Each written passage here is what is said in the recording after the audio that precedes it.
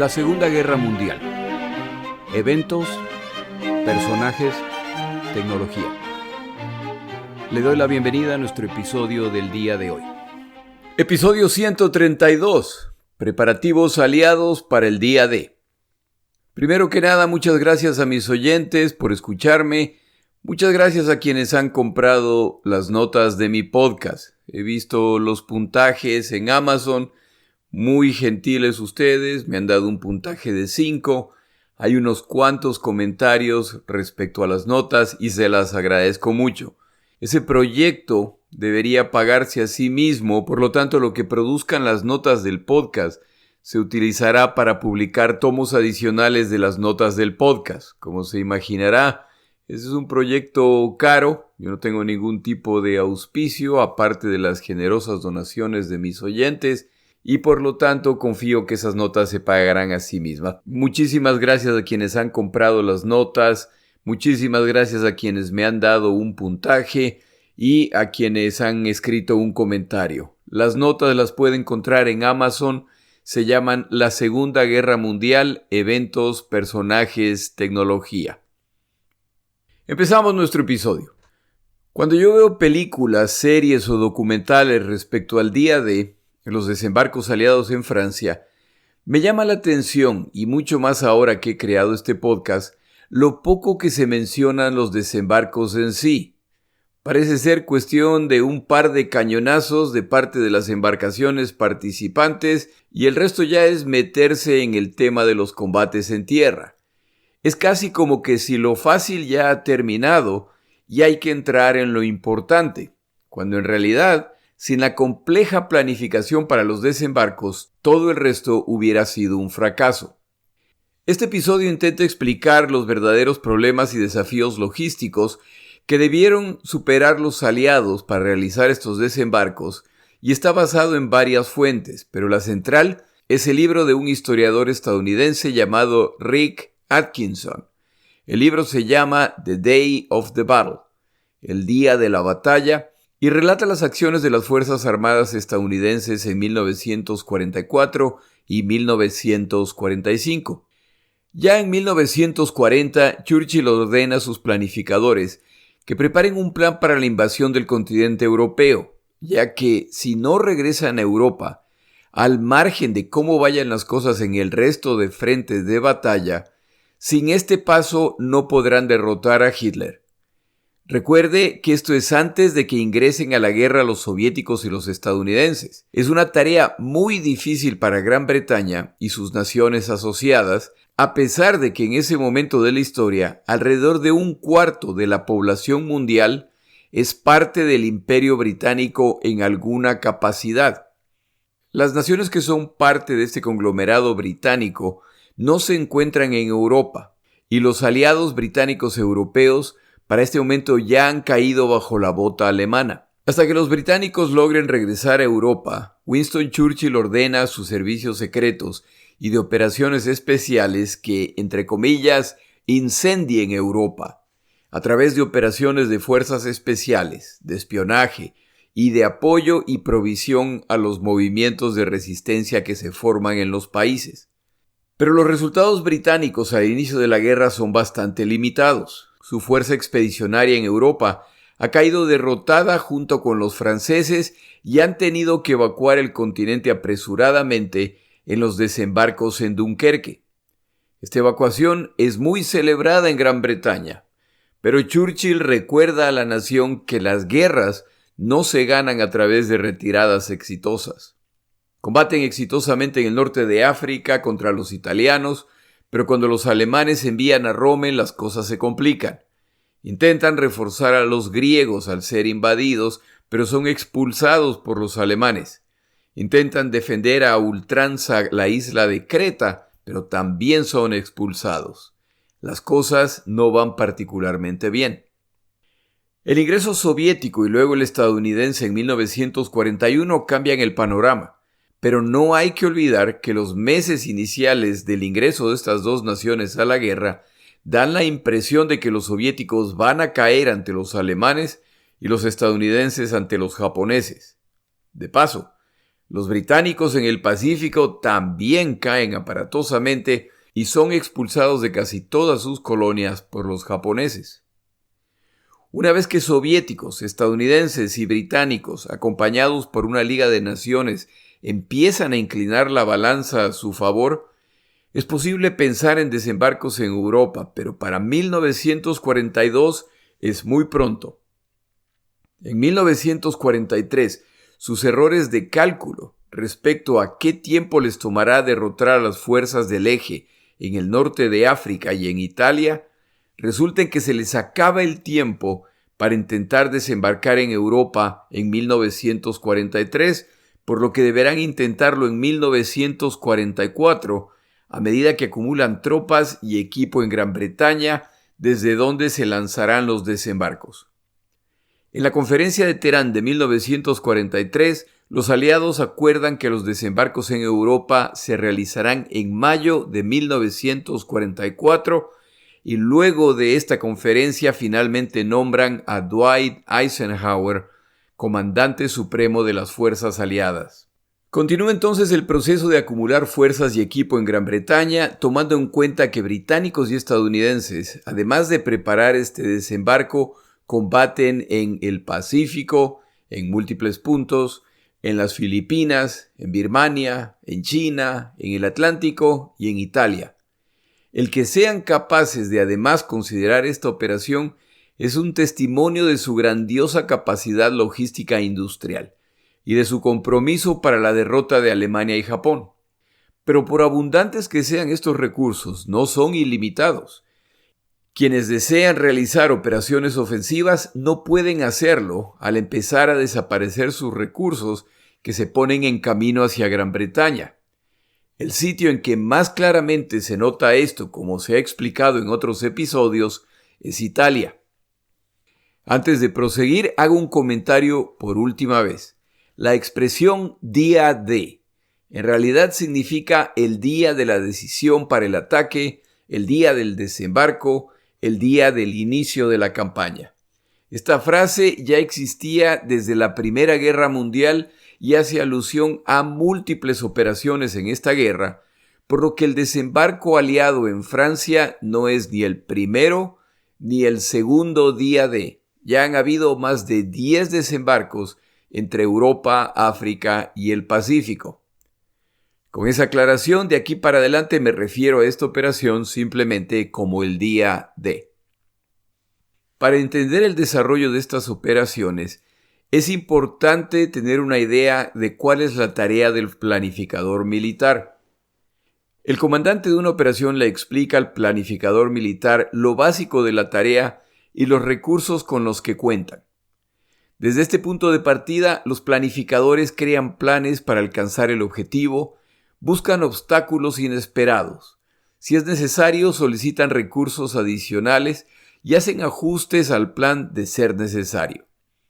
Si alguna vez le preguntan quién creó el plan para los desembarcos en Europa el día D, fue el teniente general británico Frederick Morgan.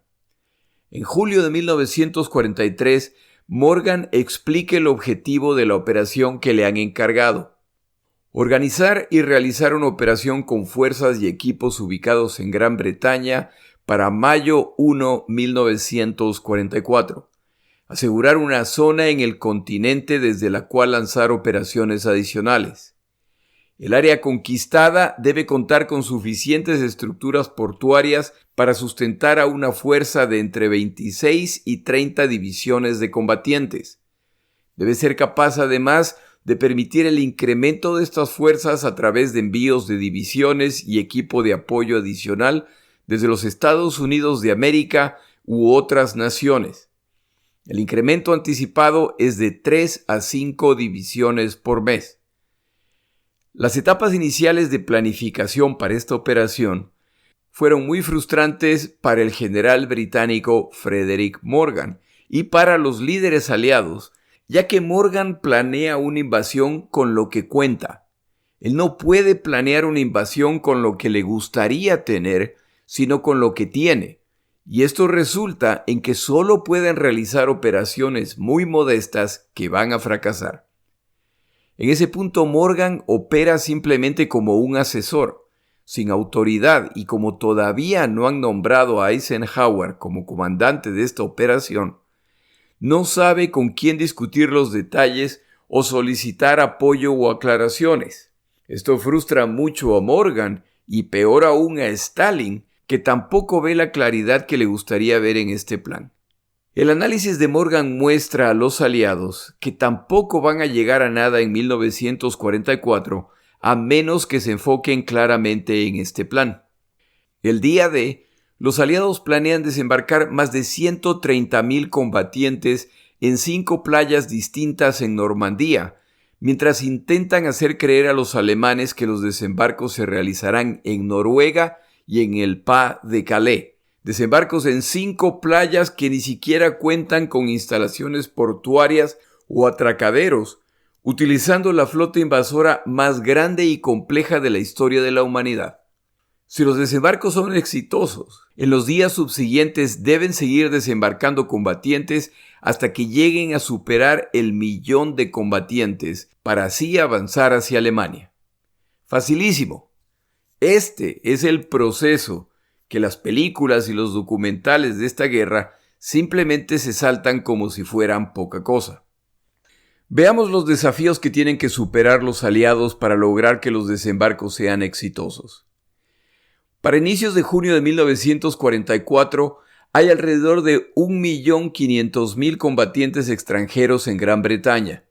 Estadounidenses, canadienses, polacos, australianos, belgas, franceses, etc. Solo los estadounidenses tienen alrededor de 1,200 campamentos en distintos puntos de Inglaterra. A finales de mayo, las tropas se movilizan a una decena de campamentos cerca de la costa. Está claro que se acerca la invasión.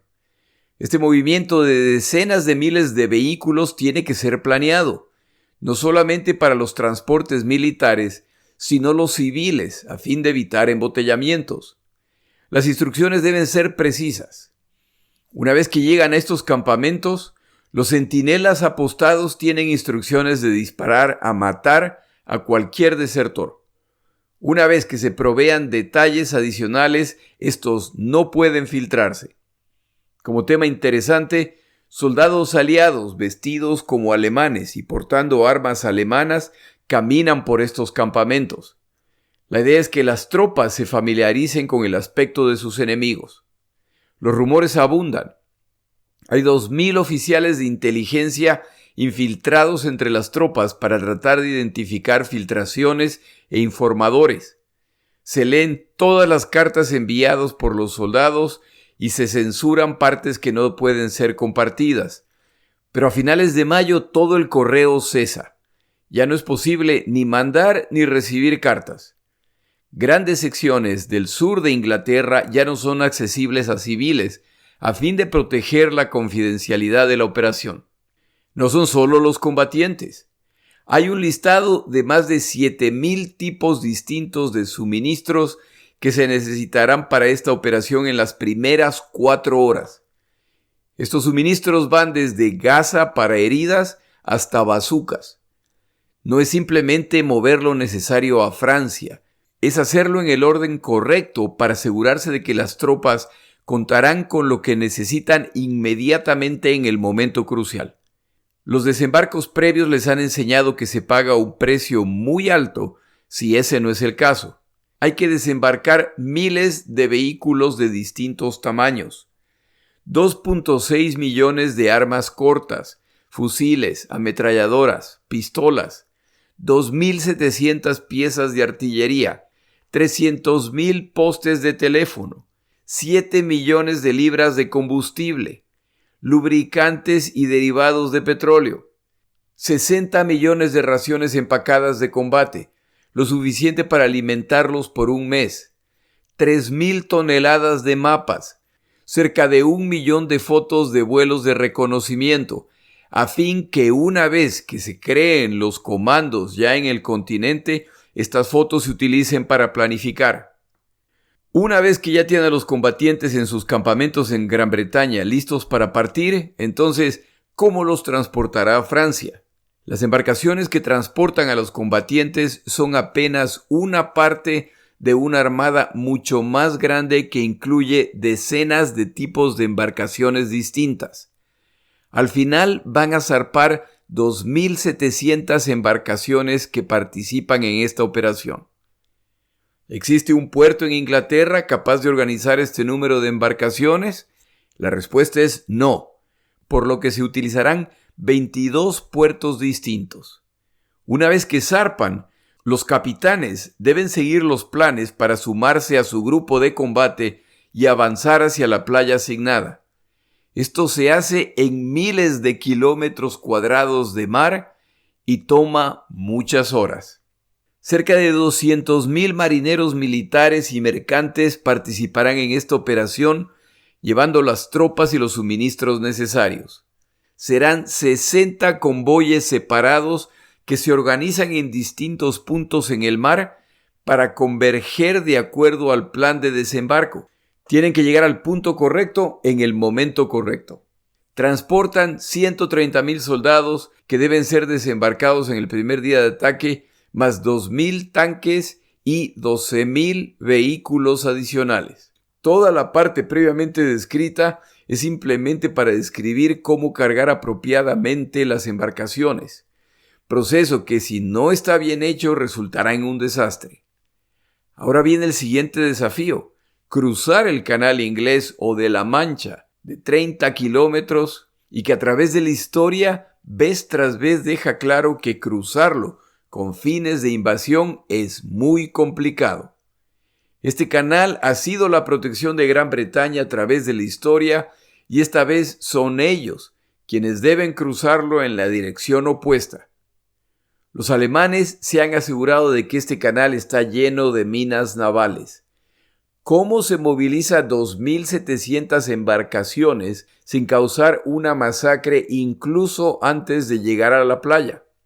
La respuesta es a través de barreminas que tienen que abrir 10 rutas marinas distintas a través de las cuales navegarán los distintos convoyes. Esta tarea no se puede completar con demasiada anticipación para que los alemanes no se den cuenta de que la invasión es inminente, pero debe completarse antes de que se inicie la navegación, incluyendo identificar claramente las rutas a seguir. Un proceso muy urgente que requiere alta prolijidad. La sanción por la impaciencia o urgencia es la muerte. Antes de continuar el episodio, tomamos una pausa.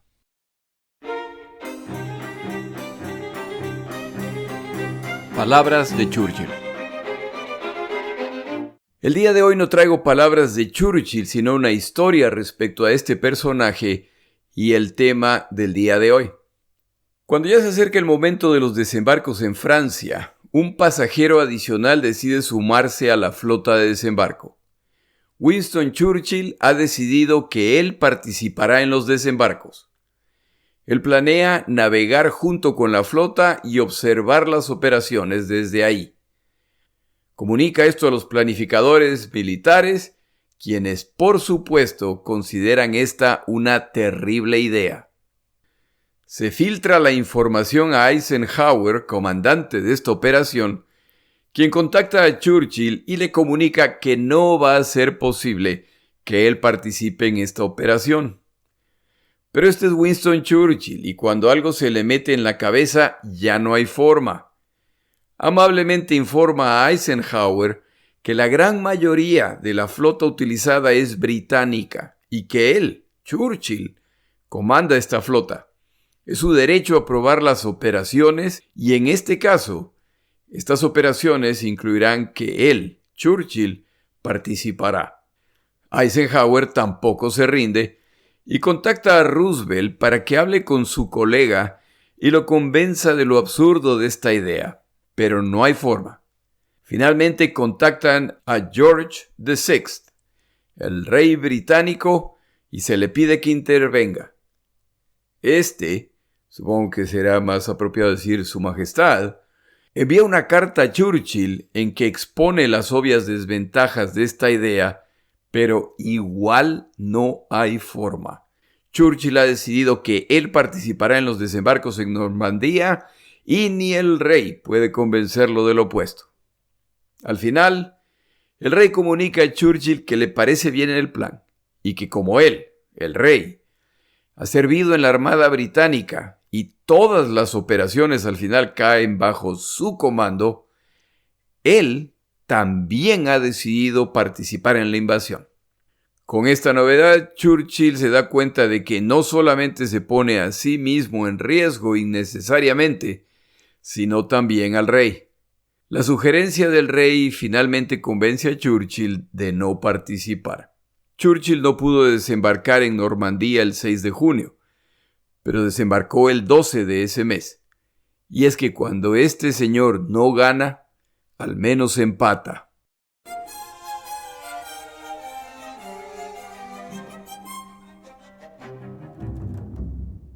Los desembarcos en Normandía serán apoyados por centenas de misiones de ataque de aviones de combate en los días iniciales. Estas misiones van desde flotas de aviones de transporte que llevan paracaidistas, aviones que remolcan planeadores para personal y equipo, bombarderos para atacar las defensas alemanas, cazas que atacan objetivos en tierra en apoyo a las fuerzas que desembarcan y que se enfrentan a cualquier avión alemán que intente detenerlos.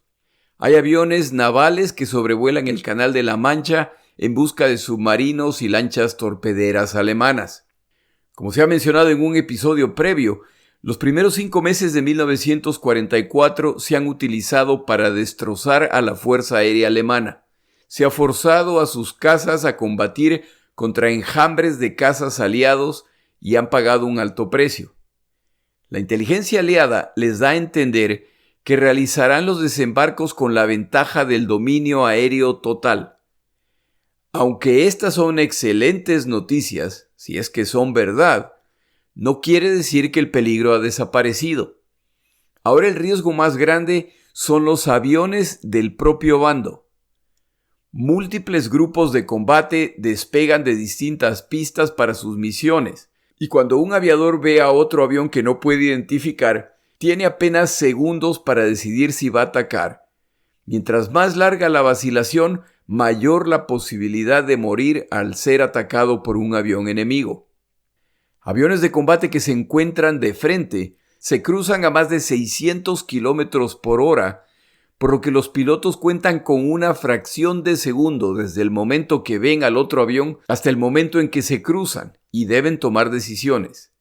Pasó muchas veces en esta guerra que solo tras atacar un piloto se da cuenta que ha matado a uno de sus compañeros en vez de un enemigo. El cielo sobre Francia va a estar lleno de aviones aliados que están al acecho con pilotos que están listos para matar. Si usted ha visto películas o documentales respecto a los desembarcos aliados en Francia, habrá visto que los aviones aliados tienen pintadas franjas blancas y negras en las alas y el fuselaje. Estas franjas se pintan para claramente identificar sus aviones. Cualquier avión que carezca de estas franjas será derribado. Es una excelente idea, excepto que esto no estaba planificado y solo a final de mayo se les ha ocurrido. Se inicia entonces el esfuerzo frenético para pintar estas franjas en más de 10,000 aviones. Como ya se dijo, quienes no tengan las franjas en su fuselaje o en las alas corren el altísimo riesgo de ser atacados. Necesitan 100,000 galones de pintura y 20,000 brochas. Quienes no reciben sus brochas a tiempo pintan los aviones con escobas. Quienes no completen esta tarea seguramente van a morir y probablemente a manos amigas. Los aliados temen además que en un acto de desesperación los alemanes utilicen armas químicas contra las tropas aliadas que desembarcan. Si esto ocurre, los aliados van a contraatacar con toneladas de armas químicas para pagarles con la misma moneda. Esto resultará en decenas de miles de muertos, la mayor parte de los cuales serán civiles franceses. Esto además iniciaría una nueva etapa en esta guerra. El bombardeo de Alemania a partir de este punto se hará utilizando armas químicas. Este armamento, que afortunadamente no se utilizó, estuvo listo para el ataque. Supongamos entonces que su flota ya ha sido cargada apropiadamente y que los capitanes han hecho su trabajo y que los grupos de combate se han formado apropiadamente en alta mar. Asumamos también que los barreminas han abierto las rutas hacia Francia. Ya se acerca la costa francesa. ¿Cómo va a desembarcar estos combatientes y equipo? Recuerde que no hay puertos, no hay atracaderos para estas embarcaciones y que no le quede ninguna duda de que le van a empezar a disparar apenas los vean. Para la tarea de desembarcar combatientes se utilizan los botes Higgins, embarcaciones pequeñas diseñadas por una empresa de Nueva Orleans en los Estados Unidos de América. Esta embarcación ha ido evolucionando a través del tiempo y se convierte en la herramienta por excelencia para desembarcos. Capaz de transportar hasta 36 combatientes a una velocidad de 17 km por hora, cuenta además con 2 ametralladoras. Más de 23,000 botes Higgins se construyeron durante la Segunda Guerra Mundial y fueron utilizados en el Pacífico, en Europa y en África. Es posible verlos en las películas y documentales. Cuentan con una puerta metálica al frente de la embarcación, la cual escuda a los combatientes hasta llegar a la playa. En ese momento cae, convirtiéndose en una rampa para que desciendan los combatientes. Antes de la creación de este modelo con rampa, los combatientes debían lanzarse por los lados de la embarcación.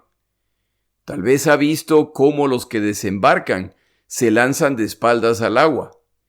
Si alguna vez se ha preguntado por qué se lanzan hacia atrás, es porque si se lanzan hacia adelante, caen dentro del bote. De nada, lo importante es aprender. Los botes Higgins se separan de la embarcación principal a cerca de 5 kilómetros de la costa y viajan por sus propios medios hacia la playa. Los combatientes que transportan han descendido a esta embarcación desde la embarcación principal a través de escaleras hechas de soga muy gruesa, tejida en redes. Proceso que suena fácil, pero que no lo era. Los combatientes, que llevan decenas de libras de peso en equipo de guerra, descienden uno a uno en un proceso muy peligroso que costaba muchas fracturas, magulladuras y algunas vidas. Una vez que el bote se llena, se pone en camino hacia la playa. Desembarca a los combatientes y regresa a buscar más combatientes para repetir el proceso. Se estima que 1,500 de estos botes participaron en el día D, y si hace las matemáticas, estas embarcaciones realizaron múltiples viajes ese día.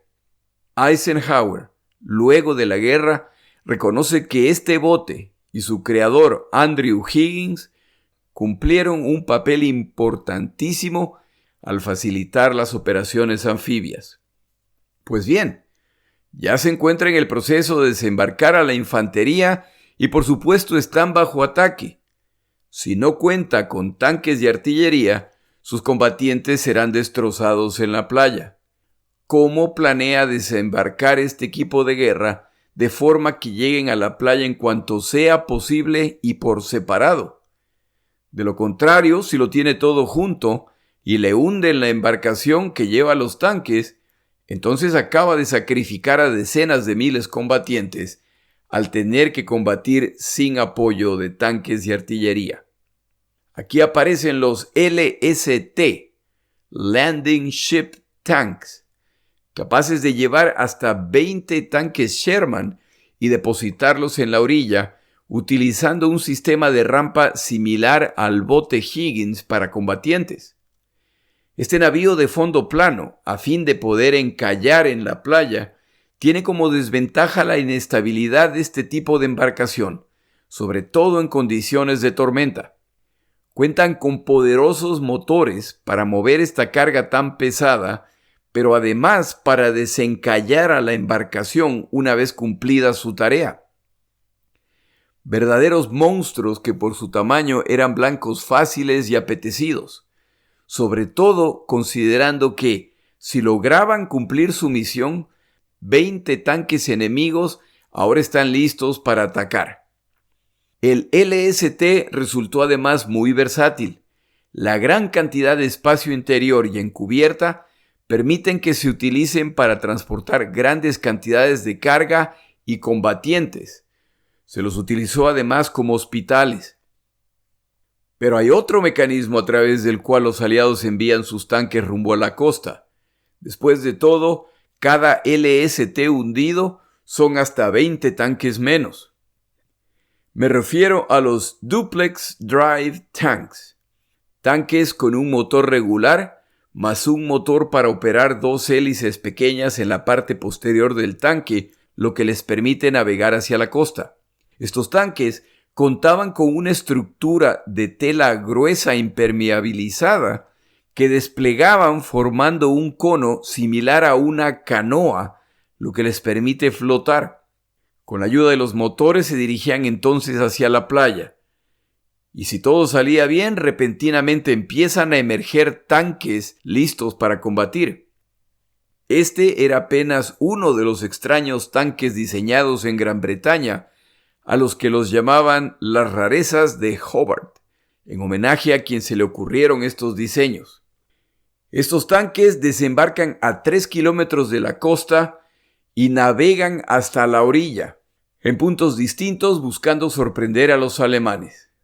Se los utiliza en las 5 playas en que desembarcan con resultados mixtos, pero el balance final es que son una mala idea, ya que cuando la estructura de flotación falla o es impactada, el tanque se hunde como una roca y normalmente ningún miembro de la tripulación sobrevive.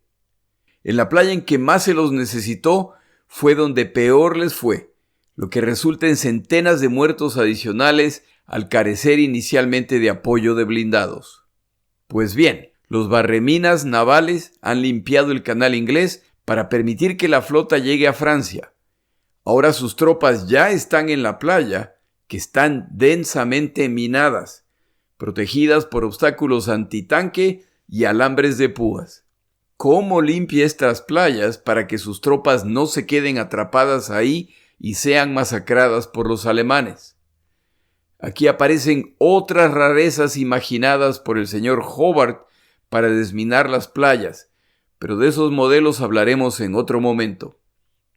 Su flota ya ha cruzado el canal inglés, ya ha desembarcado a la infantería, los blindados y la artillería. El desafío ahora es cómo desembarcará el resto.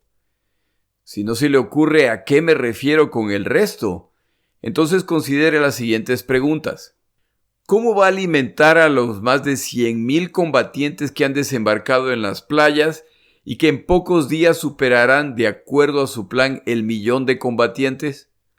¿Cómo reaprovisionará de combustible y munición a los tanques y a todos los otros vehículos que han desembarcado? ¿Dónde almacenará los repuestos necesarios para reparar vehículos y equipo dañado? ¿Cómo construirá los campamentos adicionales necesarios para las tropas una vez que se consoliden en las playas? ¿Cómo tratará a los miles de heridos leves que se están produciendo? ¿Cómo tratará a los heridos graves? La flota que va a Normandía incluye 4 navíos hospitales que llevan 8,000 doctores, 60,000 unidades de penicilina, 50 toneladas de desinfectante para heridas, 800,000 unidades de plasma sanguíneo, el cual, por supuesto, debe estar refrigerado. ¿Cómo distribuirá todo esto a los sectores que lo necesitan? Recuerde que los combatientes se siguen esparciendo a medida que pasan los días. ¿Cómo manejará las toneladas de excremento y desperdicios que se acumulan cada día? ¿Qué hará con los cadáveres y partes humanas que pronto se encontrarán por todo lado? Es decir, ¿cómo evitará una epidemia entre las tropas y los civiles? Recuerde que los aliados han decidido desembarcar en Normandía, donde no cuentan con un puerto para los desembarcos. El Pas de Calais, donde los alemanes creen que los aliados van a desembarcar, cuenta con un amplio puerto. Para los alemanes es inconcebible que se realice un desembarco a gran escala sin contar con atracaderos para las centenas de miles de toneladas de combustible y materiales que necesitará la fuerza invasora. Están en lo correcto. Y aquí aparece otra genialidad británica. Han creado 2 atracaderos portables llamados Mulberry Harbors, que planean transportar en piezas a través del Canal Inglés una vez que aseguren las cabezas de playa. La construcción de los gigantescos componentes de concreto para estos atracaderos portables toma 14 meses, y cuando estas piezas están listas, se sumergen en los puertos británicos para evitar que los vean los aviones de reconocimiento alemanes. Estos atracaderos se instalan en las 2 playas principales. El titánico proyecto de armar los atracaderos en Normandía incluye hundir intencionalmente 15 embarcaciones para que sirvan como cimientos para la estructura principal. Luego se añaden paredes para proteger la estructura del viento y las mareas, y finalmente se colocan dentro de esta improvisada bahía las piezas principales de los atracaderos. Al final del día, el 6 de junio de 1944, se inicia el proceso de mover más de 400 piezas que componen esta estructura. El peso total de estos componentes supera el 1,5 millones de toneladas. El proceso de transporte y ensamblaje en Normandía toma 14 días, pero ya cuentan con 2 atracaderos principales. Lamentablemente para ellos, uno de los 2 atracaderos es seriamente dañado al ser atacado, no por las fuerzas alemanas, sino por una tormenta, y su funcionalidad queda limitada a partir de ese momento. El otro atracadero se sigue utilizando, y parte de su estructura permanece hasta el día de hoy en Normandía. Un verdadero logro de ingeniería que ayudó a desembarcar alrededor de 2 millones de personas, 500,000 de vehículos y 4 millones de toneladas de carga. El proceso descrito hoy es tan complicado que los desembarcos en Francia programados para inicios de mayo han tenido que ser retrasados para junio, ya que no cuentan con suficientes embarcaciones para hacerlo. Que no se le olvide que en estos días se están produciendo además desembarcos en el Pacífico y en Italia, y los recursos aliados son abundantes, pero no son ilimitados. Hasta aquí el listado parcial de los preparativos para los desembarcos en Francia, que como puede ver, merecen mucha más atención y reconocimiento de la que reciben. Ojalá algún día hagan una muy buena película respecto a este tema para nerds como yo. El tema se lo merece, pero como le metan una historia de amor. Para terminar el episodio, paso a ciertos detalles de la otra parte de esta operación. Es llamada la Operación Fortitude, fortaleza en español. La operación de contrainteligencia que busca engañar a los alemanes respecto a estos desembarcos y en la cual participa Juan Puyol García, de quien hemos hablado en otro episodio. Como se explicó en ese episodio, el plan aliado es hacer creer a los alemanes que los desembarcos se producirán en Noruega y en Francia, específicamente en el Pas de Calais. Parte del plan es hacer creer a los alemanes que los aliados van retrasados en los preparativos, principalmente en Escocia, y que por lo tanto los desembarcos no son inminentes. Pero el sureste de Inglaterra está repleto de tropas y equipo de guerra de múltiples naciones. Saber dónde se encuentran específicamente aclarará a los alemanes dónde van a desembarcar. Por ejemplo, la distancia entre las playas en Normandía, donde planean desembarcar los aliados, y el Pas de Calais, donde quieren hacer creer a los alemanes que van a desembarcar, es de 200 kilómetros. Hay que hacer pensar a los alemanes que la mayor parte de las fuerzas aliadas de desembarco se están agrupando en la ciudad de Kent, por su cercanía a Calais, pero ese no es el caso. Más de 200 embarcaciones inflables de aspecto similar a las embarcaciones reales han sido ubicadas en los puertos cercanos a Calais para confirmar que ese será el punto de ataque. Hay además tanques de combustible y otros aparatos, todos inflables, a los que se suman miles de tanques y piezas de artillería inflables de aspecto muy realista, que buscan engañar a los alemanes respecto al lugar donde se están concentrando las fuerzas aliadas. A todo esto se suman las transmisiones radiales que buscan simular la presencia de 150,000 combatientes en una zona donde se encuentran apenas unos pocos miles. Los servicios de inteligencia alemanes han determinado que en Inglaterra hay cerca de 80 divisiones aliadas. En realidad hay solo 52. La inmensa discrepancia, al ojo cerca de 350,000 combatientes, son el resultado de las transmisiones radiales y toda la estrategia de engaño. Parte del engaño de los aliados es la nominación de los comandantes a cargo de estos desembarcos. Por el lado estadounidense se encuentra George Patton, considerado como el general estadounidense más capaz por los alemanes, por lo que tiene sentido que él es quien comandará los desembarcos.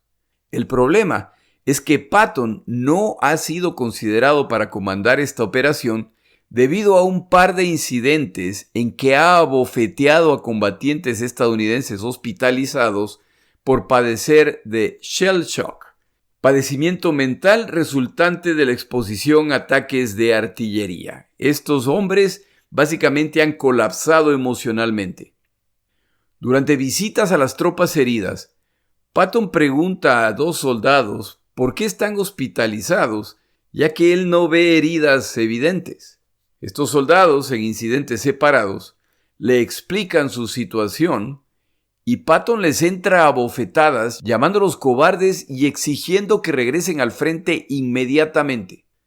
Estas situaciones se vuelven públicas y resultan en un escándalo en que muchos exigen la renuncia de Patton. Eisenhower ha decidido no remover a Patton, pero lo ha marginado de las operaciones de los desembarcos en Francia. Patton está en el sur de Inglaterra y se deja ver como parte de la maniobra de distracción, pero él no comandará las tropas que desembarcan en Francia. El comandante británico para esta operación es Bernard Montgomery, también muy conocido y popular. Los británicos han ideado un plan para añadir a la confusión alemana. Encuentran un actor increíblemente parecido a Montgomery y lo reclutan para una operación especial.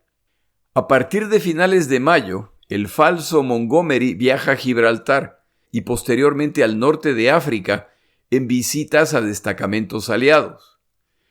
Por supuesto, no pierde oportunidad para dejarse ver y fotografiar. Esto trae el riesgo, porque los comandantes y los militares que está visitando no saben que no es Montgomery en realidad, y si algo falla, esto se podría complicar. En todo caso, la cosa funcionó bien. Si el comandante principal de las fuerzas británicas ni siquiera se encuentra en Gran Bretaña, eso solo puede significar que no están listos para lanzar la operación.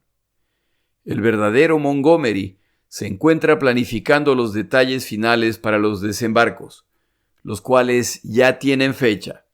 Se realizarán el 5 de junio de 1944. Se acercan los desembarcos aliados y los alemanes han estado preparándose por más de un año para su llegada.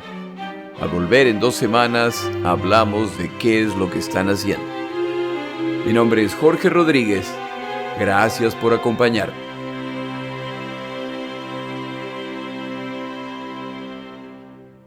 Para información adicional respecto a este episodio, las notas de este podcast, que incluyen la narración de este episodio, así como acceso a resúmenes, videos, documentales y materiales adicionales gratuitos disponibles en el Internet, por favor vaya a Amazon y busque el libro La Segunda Guerra Mundial, Eventos, Personajes, Tecnología. Al comprar estas notas me ayuda y me apoya financieramente. Puede encontrar información adicional en mi página web, lasegundagm.com. Muchas gracias.